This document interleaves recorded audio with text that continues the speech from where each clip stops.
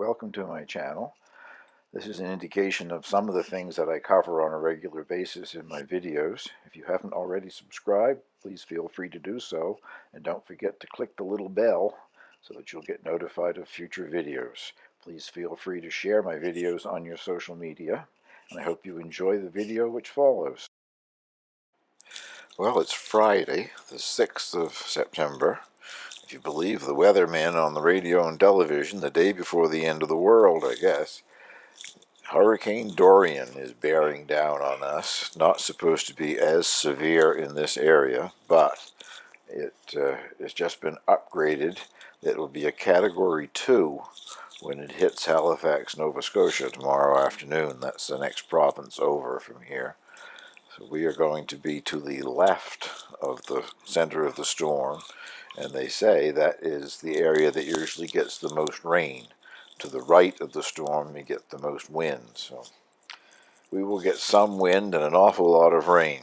But I have been on a road trip today. What you're looking at there are 2 boxes in the back seat of my truck. I went and got some new residents for the Coop. Took a drive to a little settlement close to Petitcodiac. Petitcodiac is a small town, about 4 hours northwest of where I live. So I went to a farm there and bought some new Banty hens. Let's have a look at them. Well, I got 4 white silkies and 4 Old English game birds. We're still looking at the box. There's these holes in the box that the man cut in there so they get lots of air. And there are 4 silkies in that box, 3 hens and 1 young rooster. They traveled very well, but it was really funny to see every once in a while all the white feathers there. And I think the next shot here will show them, or I think it's probably the little rooster looking out through the hole.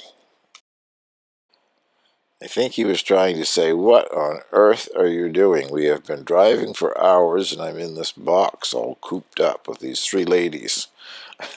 They traveled remarkably well. I could hear them squabbling and talking amongst themselves every once in a while, but they calmed right down and didn't seem to mind the long road trip at all. If you're familiar with the geography of where I live, we are attached to the U.S. mainland by an international bridge, and I went up by bridge through the U.S. and then back into Canada and up to where I bought the birds. But on the return trip, I can't come through the U.S. with poultry. They would never allow me to do that. So I came back by car ferries. We have a seasonal car ferry that runs here, and altogether it was about a 9-hour trip, I guess. Took this picture, I think, when I was stopped at one of the car ferry landings waiting to get on board a car ferry, and that is 2 of the Old English game birds peeking out through the hole. We made it home. That's 2 of my Old English game birds. Angel's examining a couple more. There's one down by the back of Angel, another one coming. I have 4 of these altogether. 4 that are called black, and they're the ones that have the black tail feathers. And 1 blue one has that sort of, well, she's right in the center there, has blue-gray tail feathers.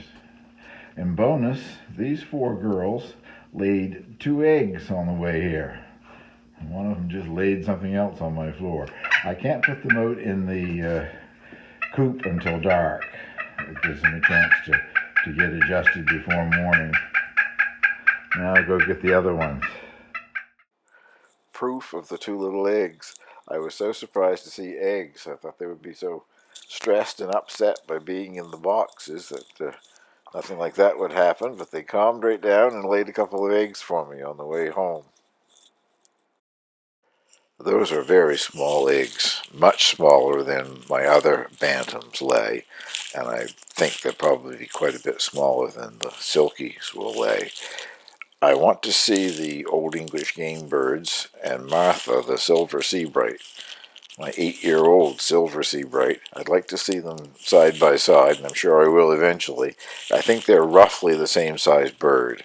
And when Martha was laying eggs, I could always tell which one was hers because it was a very small egg, quite similar to these. So it'd be interesting to see these things fried. That's going to be a very small egg in the pan, isn't it?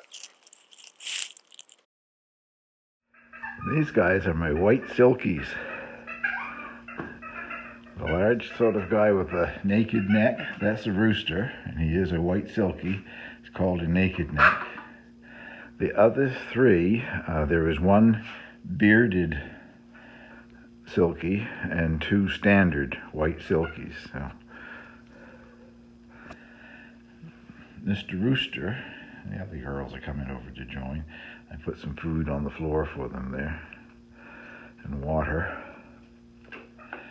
Mr. Rooster is going to be going in that cage. It's a dog kennel, wire dog kennel, and he can go out into the coop anytime now.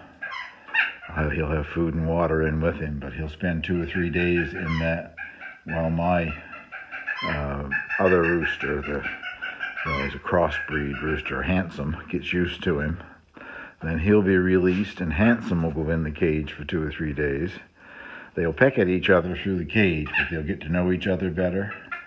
And after I let Handsome go, they'll decide who's the dominant rooster, which will probably be Handsome, but they should be all right. They won't fight after that. So. And these girls didn't lay any eggs en route. Way over in the corner of the basement here somewhere is one of the old English game birds cackling away. She can't find her way back, I guess. She's in behind some boxes or something. Well, I got everybody back in one location. I put a little water and a chicken waterer there, and I put some food on the ground for them. So they're eating and drinking. Came through the trip home just fine. I couldn't leave them in those boxes until dark tonight, so I will have some cleanup to do in my basement after I move them into the coop this evening. And I'll let the rooster get a chance to calm down before I move him out into the coop. Well, there he is, all settled into the coop in his wire cage. All the other bantams from this small coop are out free-ranging, but Handsome, the rooster, did come in once and sort of looked him over and went right back out, never bothered going over close to him at all. So I don't know how that might work out. But so far, so good, I guess. And now I've got to get ready for Hurricane Dorian. I don't know. I wasn't expecting it, I guess, to be so severe in this area. Not that it'll be anything like it was in the Bahamas. Those poor people there really suffered and are still suffering from it. There's nothing here to flood where I live. No lakes, rivers, or streams or anything, and I'm high up. I don't have to worry about storm surge from the ocean or anything like that, but I want to make sure that I get everything around the yard put away that could possibly blow up and go through a window or something, and make preparations for the power probably going off. I'll probably lose electricity. So many trees with still have the leaves and things on them so that they will be more apt to be broken off in the wind. If it was wintertime and the ground was frozen and the leaves were off the trees, the same amount of wind really wouldn't do any great damage here. I don't know how much wind we're going to get. A Category 2, which is what it's supposed to be over in Nova Scotia, is sustained winds of up to 157 kilometers an hour. That's real wind. Well, tomorrow in the storm, none of the birds will be out free-ranging, obviously, but these bantams and the coop that they're in won't be allowed out for, well, probably 3 or 4 days at least, until the new birds get used to the coop, and then I can let them out, and hopefully they will return to the coop. I won't have to go searching them up later on. but you don't want to let them out until they're familiar with their surroundings. So I eventually will do a video of them out enjoying themselves free ranging, but that probably won't be for a week or two yet. Well, I'll close this down and get it up before the hurricane hits. Thank you very much for watching.